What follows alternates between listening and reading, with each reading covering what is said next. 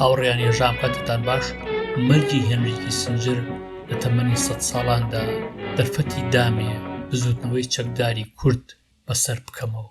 لە کۆتایی هەشتاکاندا ڕژێمی عێراق هێز و حیزبی چەکداری کوردی تەفروت و ناکرد و سەرکردەکانی بە کون و کەلەبەری دنیا پەرد کرد.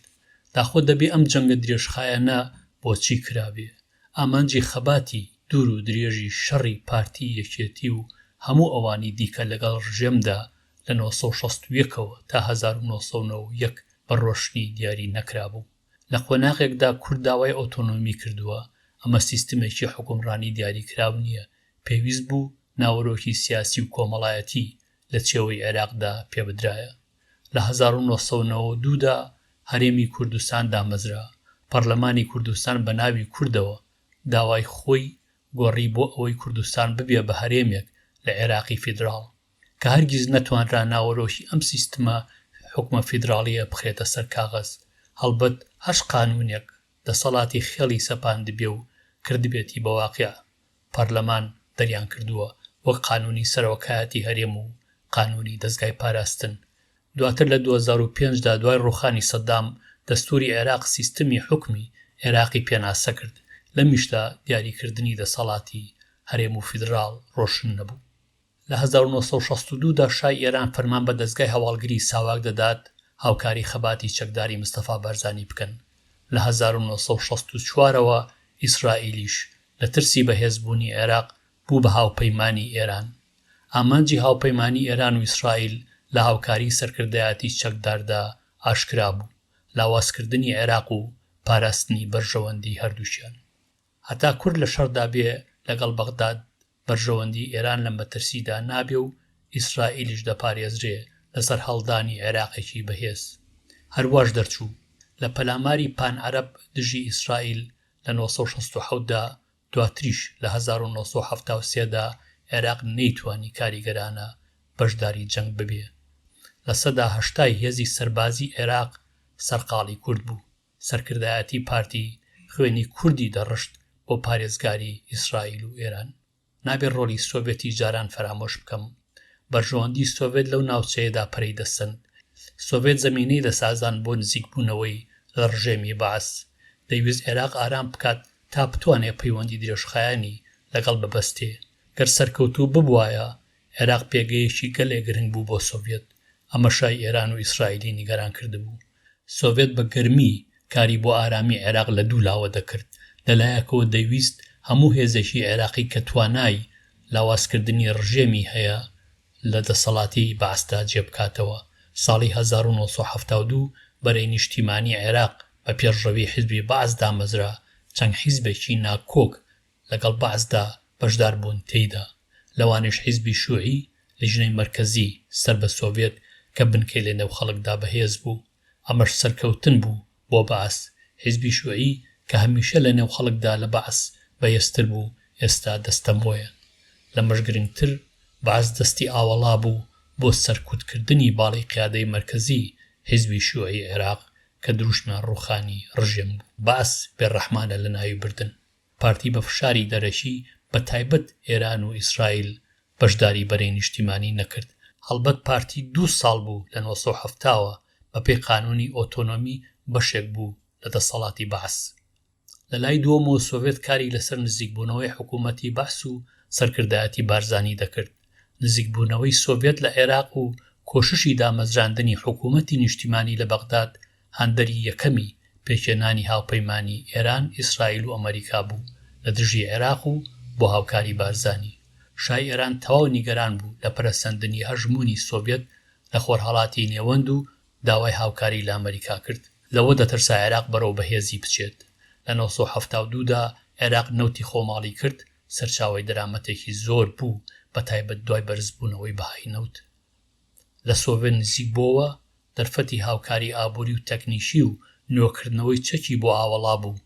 گەرێکێتی سۆڤێت بیتوانی بە بزوتنەوەی چەکداری بارزانی و ڕژێمی بەعەزێک بخات لە ڕێکەوتنێکی درێژخایانی ئارامدا، ئەو دەم عێراق دەبوو بە پێگەیەکی گەلێک گرنگ بۆ بڵاوبوونەوەی هەژمونی یەکێتی سۆڤێت.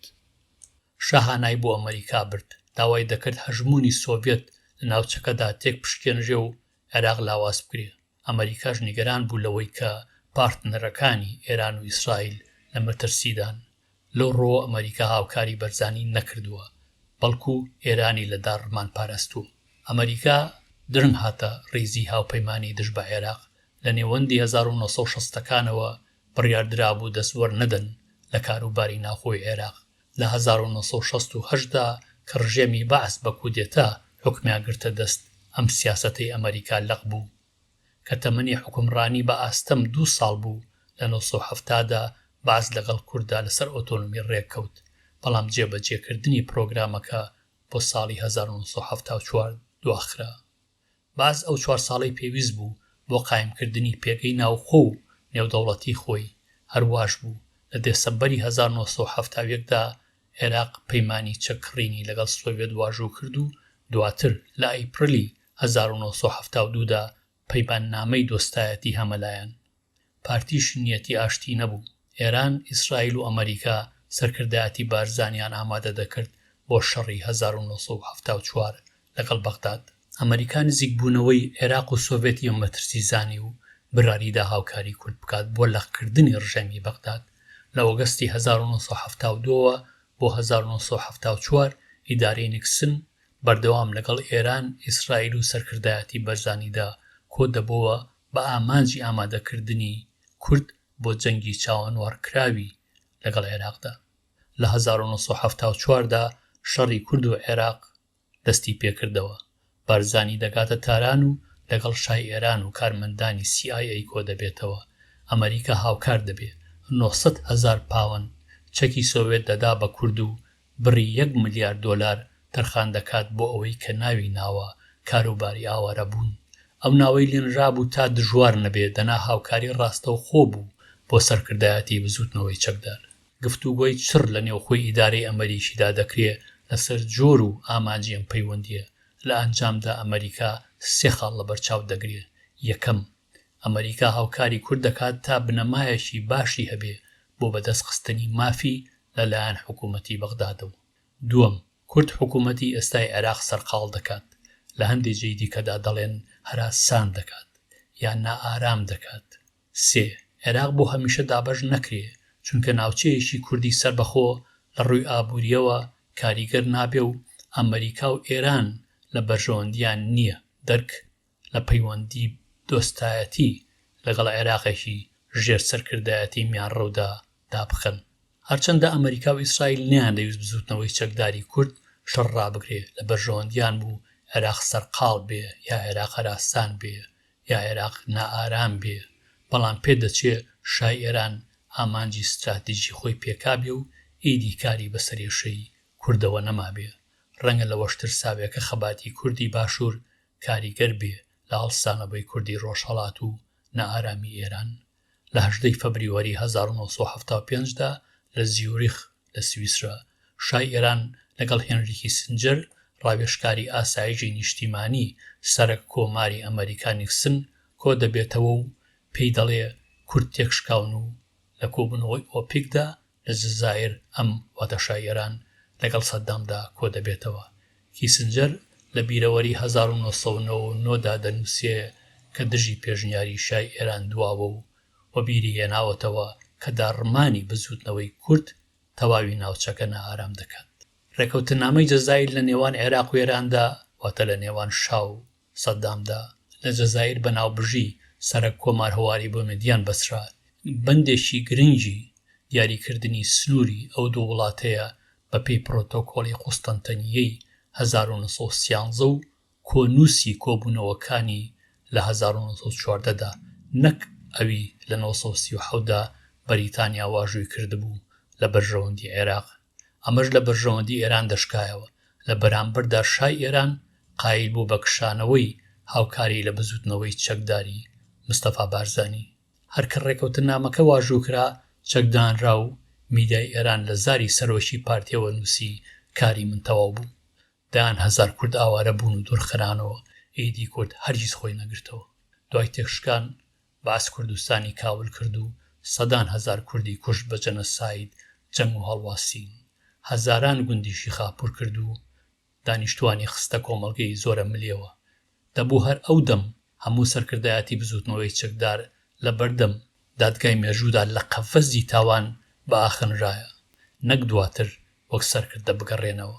لە ڕێکەوتن نامەی 1975 جەزایر ناوی کورد لە کوورلەکەی تەڕیشدا نەبوو، تەنیا مەقاشێک بوو. ئێران، ئیسرائیل و ئەمریکا پشکۆیان پێدەگرت. هەڵبەت ڕێکەوتن هەم گوزارشت بوو لە بەفی ڕۆدانی دەریایە خوێنی کورد، هەم هەڕەی خەباتی چەک و هیوای کورد بوو. دەبوایە دوای ئەم شکستە گەورەیە کوردی هیچ لایەک جارێکی دیکە بەلای چەکدا نەچوو بە، کەچی ساڵێکی نەبرد لە 1976دا لەژێر چاودێری ڕژێمی سووریادا یەکێتی نیشتیمانی دامەزرا و دەستی دایەوە چەک.